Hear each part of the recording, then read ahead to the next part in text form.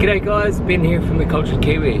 So I've been invited today to go and visit a camera museum, which is one of the largest collections of cameras we have here in Hawke's Bay. Definitely the largest in Hawke's Bay. It's just up the road here, so what I'm going to do is keep on driving a little bit further and I'll see you when I get there. I'm meeting my grandfather there, who's introducing me to this guy who's got this huge collection of cameras. So should be great. I'll see you on the other side. Through here. Do you mind if I take pictures? No, you can take pictures. Oh, fantastic. The first Kodak, 1888 Kodak. Oh my god. Yeah, but that very first one that he made, you know, this camera cost you $25, and you bought the camera, and then you took the 100 photos of it, and then you sent the camera back, and he sent you the 100 photos, so round ones, and then reloaded it with another film and sent it back, and that cost you $10, and the average pay was $3 a week. $3 a week? The average pay. And so it took you three weeks pay just to get one film developed. The second one that takes plates, and then there was the other Kodak. Then they went on to make all these Kodaks here and all these Kodaks here. Oh my god. And one thing you see, all the cameras here work. Really? With all the shutters work and all the pointers on everything else. I can't get film for the whole lot. Yes. This is a 120 one. Okay. So that's where the film was around at that. So when you took the photo, the lens went. The lens went. That's so amazing. The lens would go zoom like that, you see, and it would spread it around the film. Okay. So you got about three negative shots from one 120 roll of film. Wow. And that just split it in there like that. So that's basically like a medium format but panoramic. Yeah. And then you see, but they say you want a big one or small, but it's medium-sized ones. Okay. They were from 1902, 1901. Wow. And that's the sort of photo they took. And the fast kid could get from one side to the other side in 5 seconds. But none of those ladies made it. The M6 somewhere here.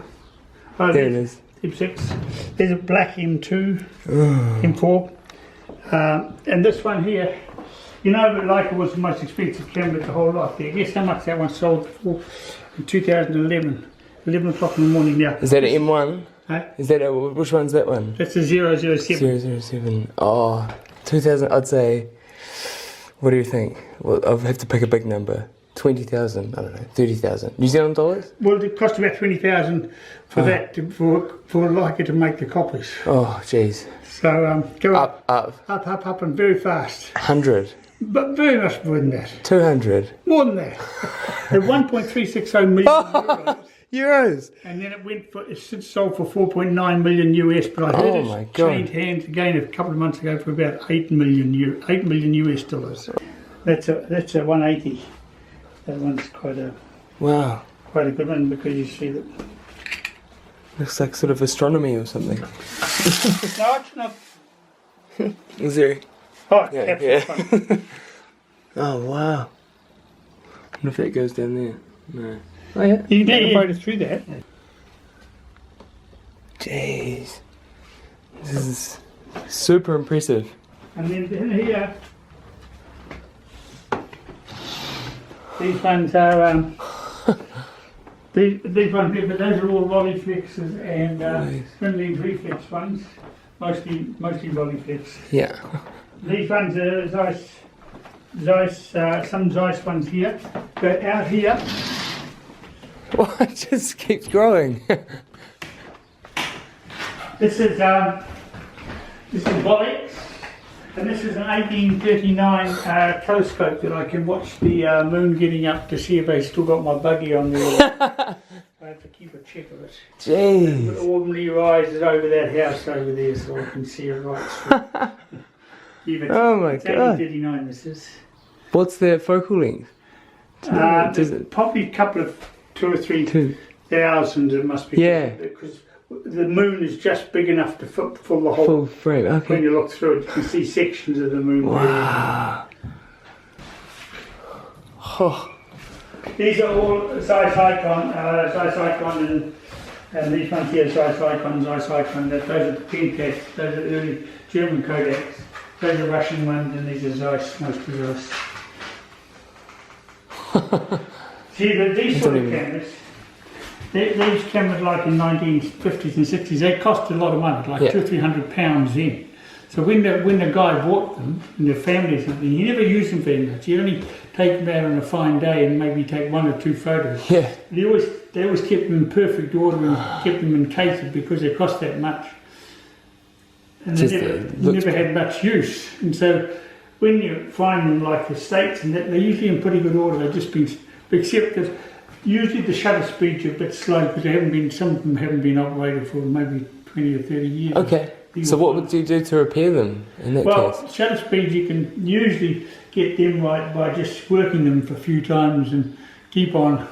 Because it's get it back to the fuel, the grease sort of just thickens up. Once it's broken up and starts to move again and gets a bit of heat up.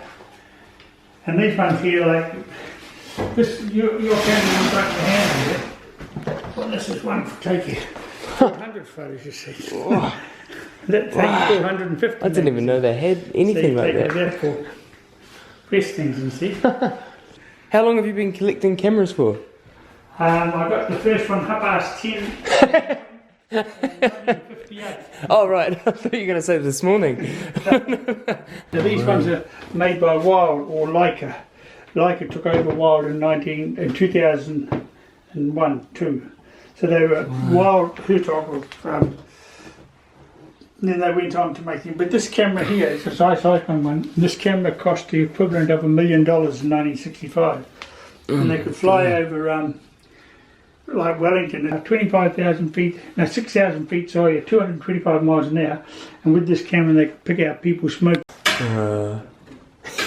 It looks like he's waving goodbye to the New Zealand flag. Yeah. Look at this. Those are more Leicas than that. And this is another aerial camera that I've been playing around with. And this is the type of viewfinder you see. Wow. Top down. See? But that was in an aeroplane.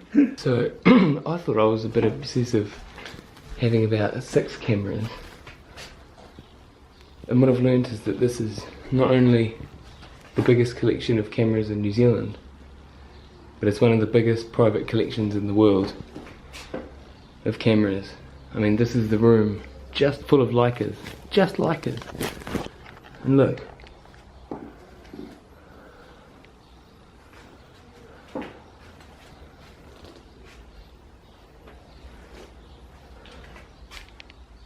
Here's my one.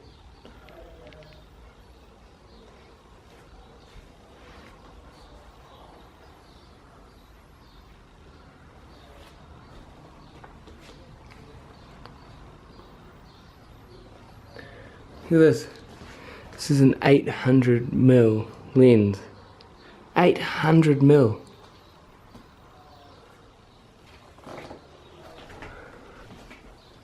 All these light meters.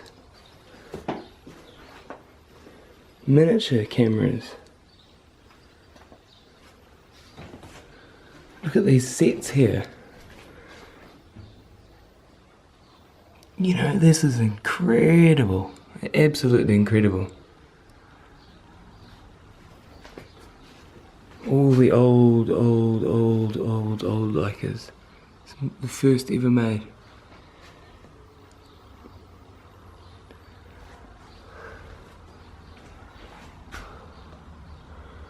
And 4,500 cameras estimated.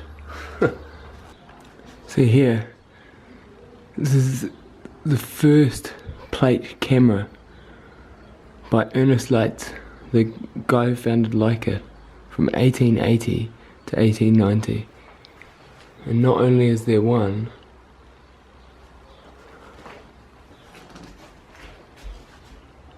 but there's 2. Talk about a gas. And the full kits. The flash bulbs, everything. Look at the flash bulbs. I've never seen one of them before. See, it's full of wool. Like steel wool. So it just goes pop. The rain's coming down. It's that smell, it smells amazing.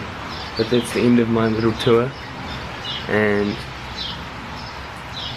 my mind was blown. A few minutes ago I thought it was one of the biggest collections in Hawke's Bay, which is a small region in New Zealand, but I find out it's one of the largest collections in the world. So, thanks Colin, it's been amazing.